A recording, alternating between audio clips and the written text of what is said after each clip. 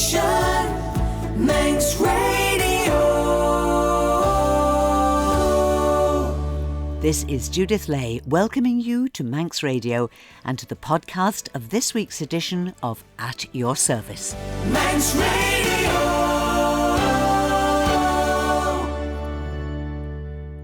We're all about history and heritage on the programme today. A new pilgrimage route celebrates the 250th anniversary of the Bible in Manx, and the island's patron saint is being celebrated in a week of special events that start next Saturday. And as we're going to be talking about a saint, it seems fitting that we should start with a hymn on that theme. A tune that'll be very familiar to you, with words by John Bell of the Iona community. For all the saints who showed your love in how they lived and where they moved, for mindful women, caring men, accept our gratitude again.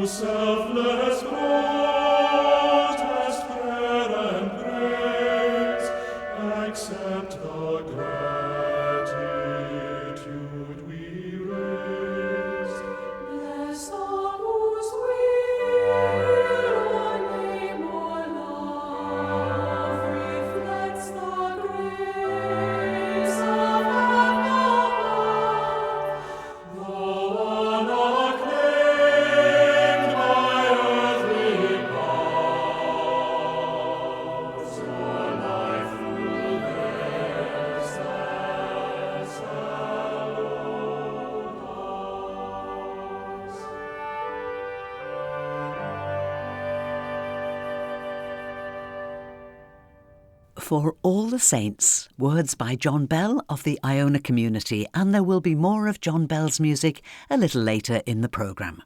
And now, a question. What links lunchtime organ recitals, a Manx wedding, a garden party, heritage walks, talks, and even a search for a star? Well, they're just a few of the many events taking place in St Maughold's Week, which runs from next Saturday, the 25th of July, to Saturday, the 1st of August. And joining me now is Rev Ian Faulds, who's an associate priest in the Anglican parish of Ramsey and the North East. In addition to being a priest, Ian's a historian with a particular interest in Maughold and our wider Celtic heritage, and is working hard to make the whole area of Maughold, its beautiful church with its ancient crosses and keel sites, accessible and interesting for locals and visitors alike. St Maughold's Week is a great opportunity to understand the history of Maughold and his influence on our island.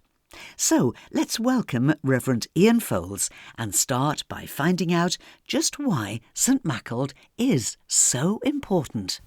Well, in my opinion, Maughold is so important because he was one of the first Celtic saints to arrive on the Isle of Man. We can't say that he was actually physically the first, but Maughold came here as a criminal exiled from the north of Ireland, having had a spectacular row with St Patrick, and this is all recorded in manuscripts that were written in about 690, such a long time ago. But the story is recorded there, and we're told that he came to Maughold and eventually became Bishop of the Isle of Man. And legend on the island says that he was bishop for 60 years. Now, if that's right, that's a remarkable length of time, which puts him in the same league as Bishop Wilson, who we all talk about.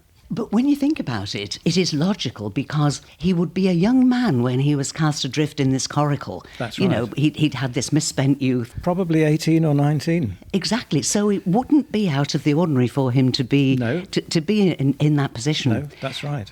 And we do know that from what we've found that Maughold itself was a centre of intense spirituality with the Keel's remains that are still here. That's right. It was a big place, and the jury is out over who actually founded the monastery. Personally, I think there was probably a monastic settlement of some kind here when Maughold arrived, but he clearly was a man of such imagination, such vigour, that he will have expanded whatever was here. And consequently, the monastery that we now talk about as Maughold Monastery was probably his brainchild. We know from archaeology, for example, that the monastery was probably 4 acres, 5 acres in extent, very like some of the Irish monasteries that you can still visit, like Clonmacnoise, for example. The only thing that's missing here is there wasn't so far as we know, there was never a round tower. But it's likely that there were bishops' lodgings, workshops for the monks. We certainly know there was a fish pond. We know that water was brought into the monastery because there is a memorial to one of the monks called Branwy, which records this terrific feat. And a stone watercourse was discovered in the early 1900s. It's likely also that there were workshops here for monks actually writing manuscripts. We can tell that from some of the stones that are in the crosshouse, because some of them are carved with a particular script which wouldn't have been used by a stonemason. And we've got 2 things here. First of all, we've got this young man who must have known the moment he was washed up on the shore that his deliverance was miraculous. Yes, absolutely. Because the odds were in favour of him drowning. So here he would have had this passion. And we also know, from what we've learned from Rushen Abbey and other monastic establishments, that they were the centre of the community, that they provided Absolutely, everything yes. from healing Yes, to yes, employment yes, to yes. sanctuary. So this is a monastery that probably existed from the mid-6th century, maybe earlier than that, until maybe the 11th or the 12th century. And then, of course, it was, as you rightly mentioned, Rushen Abbey was built and took over. But all the more reason why we should not forget what went on here in Maughold, and that's what you're very much dedicated to. Exactly. We call it the cradle of Christianity because it is the only site that has been identified as a specifically Christian site on the island. I mean, there are suggestions that there might have been a monastery on St Patrick's Isle in Peel, but there's no proof for that, whereas we have the proof here. And we know from Scottish legends, for example, that some of the sons of kings of Scotland, before it was called Scotland, of course, were sent to the Isle of Man to be educated. And I find myself asking, well, where on earth would they have been educated on the Isle of Man?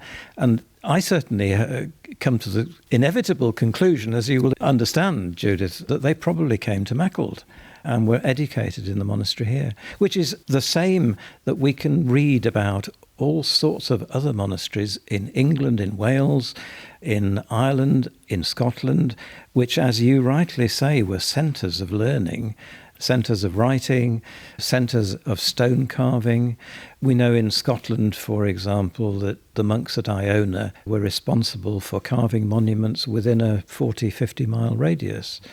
If you extrapolated that and think of the island, well, I mean, that means the whole of the Isle of Man, doesn't it, really? And of course, there is the exciting possibility that there's still more to be discovered. There's always the possibility that another little piece of the jigsaw... There are lots of bits of the jigsaw still hiding out there, I'm sure. Which is fascinating. Yes, absolutely. But also, what you're keen to do is to tie this in, as a Manxman yourself, to tie this in to our heritage right up to the present day. That's right. It's part of our cultural heritage. It's part of our Christian heritage. But the two run so closely together that you can't really part them. I mean, I think from very early days, Maughold was regarded as someone really special on the Isle of Man. We can't say that he was regarded as the patron saint of the island in the early medieval period, but certainly by the time you read the Chronicles of the Kings of Man, 12th, 13th century, it's clear that he was regarded as being the protector of the whole of the island. So now I am in no doubt at all why it is necessary to have a St Maughold week. Not just a St Maughold Day, but a St Maughold week. And you have got this programme of rich variety. You know, we say glibly, there's something for every taste, but there really is. You've got times of worship throughout the week. You've got teas and lunchtime organ recitals. And this Manx wedding, Everybody Needs a leaflet, which have been in circulation for quite a while, that give you all the details. You're also pretty keen on social media, aren't you? You do a lot with that. Yes, I mean, if people would like to visit the Kirk Maughold Facebook site, and you only have to put in Kirk Maughold Facebook, it will bring it up. You don't need to be a member of Facebook to look at what's on. And the whole programme is up there, and we try and post something on a daily basis just to whet everyone's appetite. Right. So you're enthusiastic about it all, but what would you like to particularly mention? Well, I'm enthusiastic about the whole thing, but we do have a mini pilgrimage which will be led by Bishop Trisha to St Maughold's Well, and that's actually on St Maughold's Day itself on the 31st of July. That's at 2:00. And the Manx wedding itself, the Manx wedding concert, I should say, it's not a church service as such. That is something I'm really looking forward to. I know a lot of other people are, because it will recreate a Manx wedding maybe 150 years ago, with all sorts of traditional songs and incorporating many of the old Manx customs. And that will be children doing that. So I think we can be in for a really fascinating afternoon. And some of the things may not go quite according to plan. We like that. We like that. So is that something that's bookable, or when is it, Ian? Yes, that's one of the two ticketed events, because as you can see from going into Kirk Maughold, it's one of the smaller churches on the island, and we have 100 tickets available. We've actually sold over 50 already. So if listeners are interested in coming to that, please do get in touch and reserve a seat. It's certainly possible to turn up on the day, but we couldn't guarantee that tickets will be available then. And the tickets can be reserved through the Facebook page. And there are a couple of phone numbers to ring. And the other ticketed event is a garden party on the 1st of August. That's at Bulur House, really, right on the beach in the south of Ramsey. Just down below the fountains, the apartments. Right. And it's immediately opposite where there was a shipwreck fairly recently, and a lot of people will remember that. Again, the details to book via the Facebook page. Now, I've got to ask you about this, and Howard Parkin is posing the question, was there a Star of Maughold? Each year we try and unravel a little bit more of the story of Maughold. And the written story doesn't actually include a star. But if you look at the bishop's crozier in the cathedral, there is an enamel section of it right at the top, which shows St Maughold in his coracle with a star above him showing the way to the island. And that is repeated in several medieval motifs. Even Archibald Knox used it in the War Memorial in Douglas High School. You can see that. So he's clearly been associated with a star, but we don't have a clue as to what that is. And I'm relying on Howard to unravel that. He'll have found a theory. I mean, one of the really nice things about one of the manuscripts, just very briefly, is that it describes Maughold arriving here with a divine rudder. And I think that's a lovely expression, that God was actually guiding him. But we're really looking forward to Howard coming and telling us why he's so associated with the star. It's a rich programme. It begins on the 25th of July next weekend and runs right through until the 1st of August. And the leaflets are literally all over the place. So, they're in most churches. And I've seen them in public places, Yes, library and that kind that's of thing. right. Or take a look at the Facebook page. Just go to facebook.com, Kirk Maughold, and you will find all the information, the full programme there. And just come and be part of as much or as little as you possibly can. Yes, you'll be very welcome. Ian, always good to talk to you. Have a wonderful week. Thank you very much, Judith. St Maughold's week begins with a pilgrimage walk of about 5 miles to Kirk Maughold from Christchurch at the Doon, led by Jane Courtine and Reverend Daniel Norris. Meet at Christchurch at the Doon next Saturday at 1 p.m. The Manx wedding concert is at 2:30 on Thursday, the 30th of July, and the walk to St Maughold's Well, led by Bishop Tricia, is at 2:00 on Friday, the 31st. Many of the events are free, although donations would be welcome, and as Ian said, if you can't find a leaflet, you'll find all the details on the Facebook page. Just go to facebook.com and search for Kirk Maughold. The whole programme is there. Let your restless hearts be still. Let your troubled minds be rested. Trust in God to lift your care, and in caring trust in me. In God's house you have a place. Were it otherwise, I would have told you. This I gladly go to prepare, and make ready for you all. Where I am and where I'll be is where you shall live forever, and the way to where I go, I have walked among you here. I'm the way that never ends, I'm the truth that never changes, I'm the life that never dies, but delights to love you all.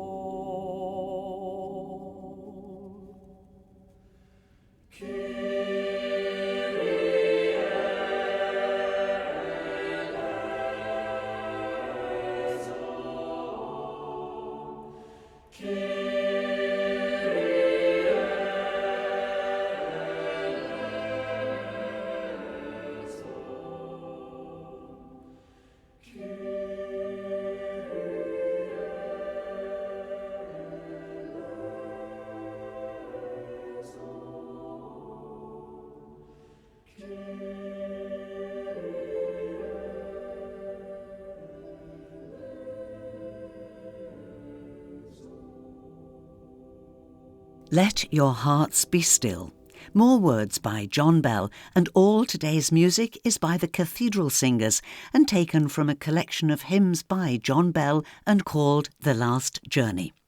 The 250th anniversary of the Bible in Manx is something we've talked about on this programme and will continue to feature as this major project moves forward. But on Tynwald Day, a beautifully presented reprint of St Luke's Gospel was launched, much to the delight of one of the prime movers in the project, Anglican lay reader and historian Dr Tim Grass. Well, I'm reminded for once of some words by Winston Churchill, that this is the end of the beginning, because I've had the vision to see the Manx Bible come back into print and to be available to everybody who wants to read it for whatever reason. I was delighted by the positive response that I had from the Bible Society. And so now here we are with the Gospel of Luke, beautifully done in a modern looking text with paragraphs matching in the two languages and a lovely picture of the London cross on the front, making it look really Manx. And that's not all, because next year we've got the whole Bible coming. And then after that, well, we're beginning to have more ideas. So who knows where this is going to end? The other thing I'd like to talk to you about, Tim, is the Translators Trail.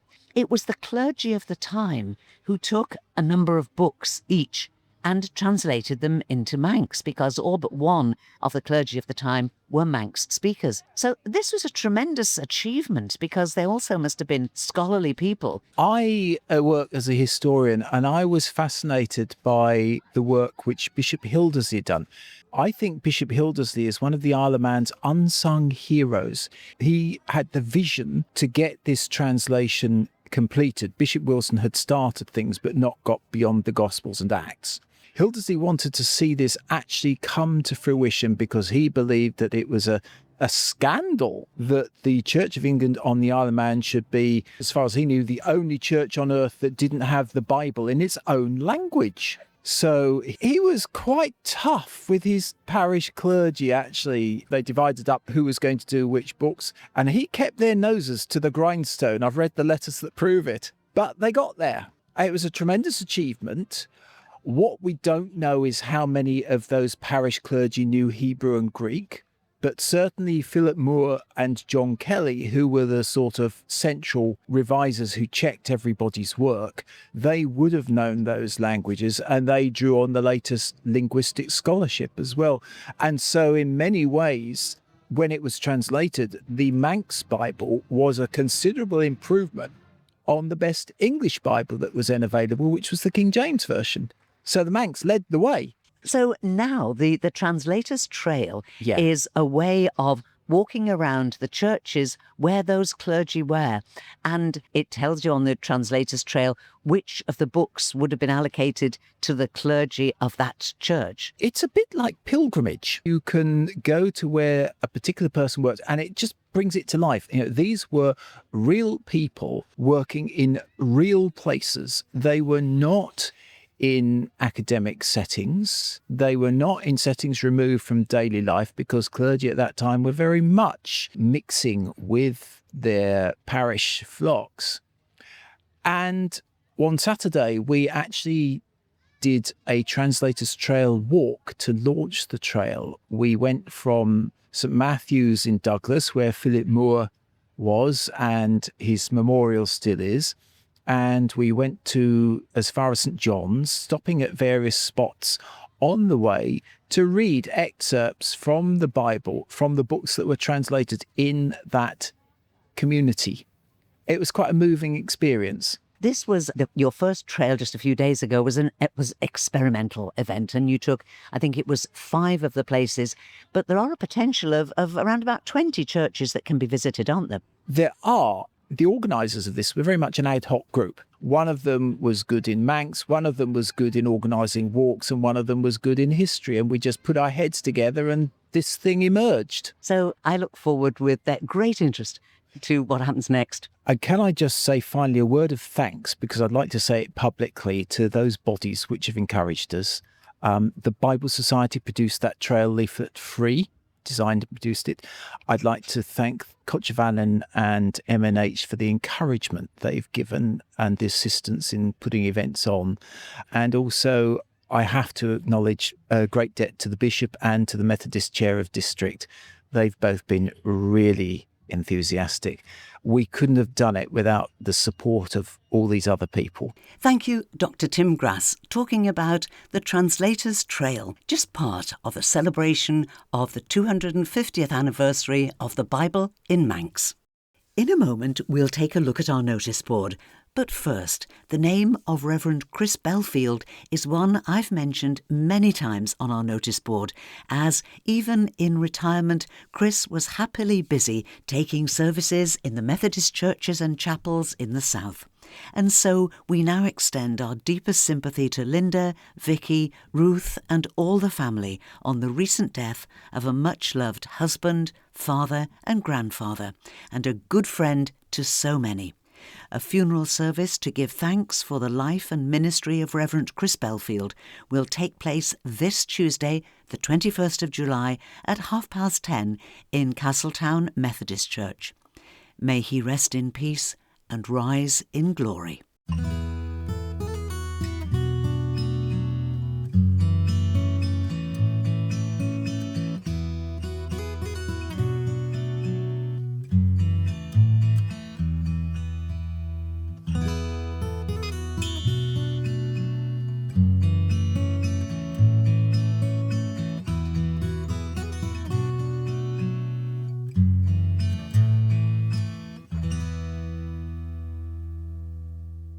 And so to our notice board, starting with events today.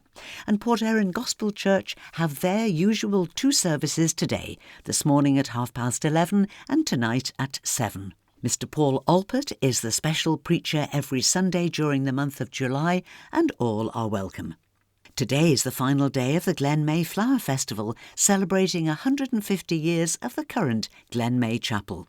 The chapel will be open today from 11 a.m. to 3 p.m, and then there will be the chapel anniversary service and tea at 4 o'clock. Orrisdale Chapel are celebrating their 183rd anniversary with a special event this afternoon at 2:30. The chairman is Gordon Clegg. Bob Harrison will speak about his life in Manx radio. Ned Kenyuk will also be sharing some thoughts, and the organist is Pauline Ellis-Brew. All are welcome, and donations of food to share for tea would be much appreciated. On Wednesday evening, St Thomas's Church, just off the promenade near the Gaiety Theatre here in Douglas, invite you to an hour of music from Crosby Silver Band. It starts at 7:45 with free admission, delicious refreshments afterwards, and an opportunity to make a donation towards church funds if you wish. In St Catherine's Church in Port Erin, the popular series of summer concerts continues this Thursday, the 23rd, with a concert by Glen Faber Chorale, conducted by Debbie Gooding. It starts at 7:30 with free admission, a retiring collection and light refreshments to follow. And last but by no means least, the Port St Mary Beach Mission starts next weekend with Beach Mission is Back, an opening event next Sunday afternoon, that's the 26th, in and around Port St Mary Town Hall from 3:30 till 5 p.m. And everyone's welcome to come along and get this hugely popular 2-week holiday club off to a great start. From Monday the 27th of July, there'll be activities every weekday for 0 to 17-year-olds in 6 different age groups. Activities include games, crafts, competitions, an outing and interactive Bible-based activities appropriate for each age group. Everything is free except for the outing, and there is a small charge for this.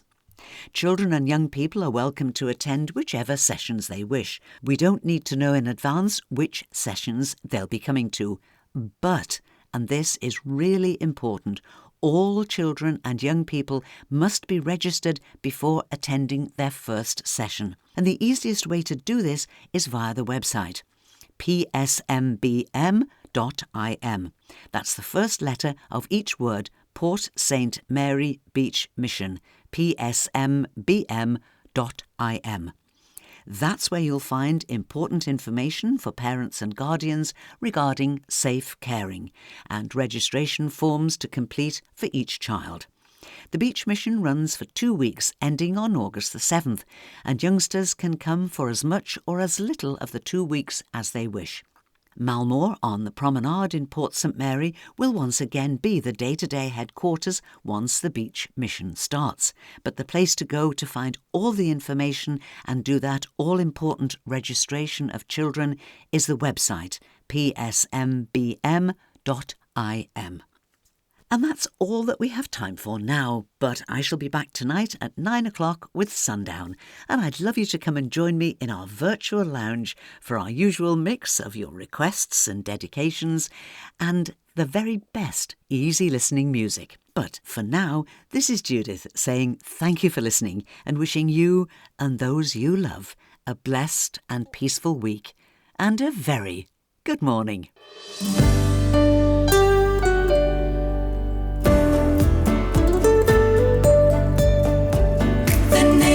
Station, Manx Radio.